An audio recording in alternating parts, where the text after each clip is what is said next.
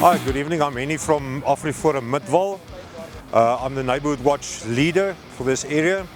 We are tonight busy with a national mass patrol where all the AfriForum Neighbourhood Watches is patrolling at the same time, high visibility and crime prevention.